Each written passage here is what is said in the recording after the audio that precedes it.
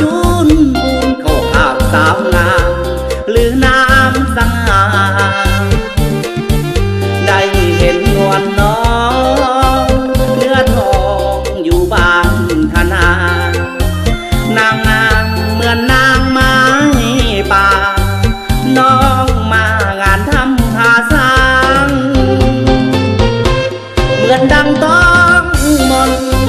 ดนใจให้เฮาหากันเที่ยวงานคืนนั้นด้วยกันจนฟ้าสว่างกราบไป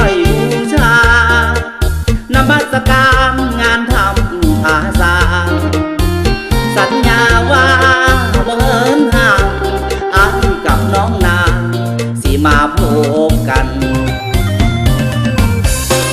เดือนสามเพ็ญปีนี้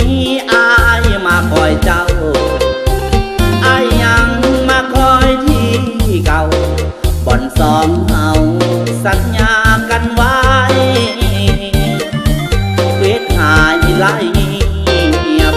ติดต่อน้องนางบ่ได้วอนสิ่งศักดิ์สิทธิ์เดินใจอีบมาไวๆอ้ายยังคอยท่าเสียงเอิ้นวอนวอนได้ยินบ่นอคนดีอยากคิดว่าเสียงท่านนี้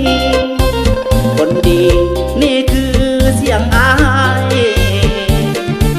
เอิ้นหานวลน้องเนื้อทองไปลีอยู่ใสได้ยินฮีบมาไวยังรอควันใจอยู่ทำหาสร้าง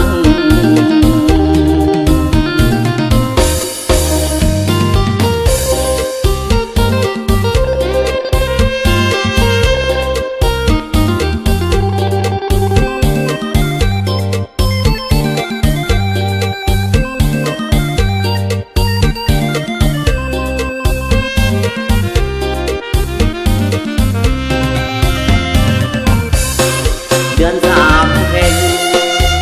ปีนี้อ้ายมาคอยเจ้า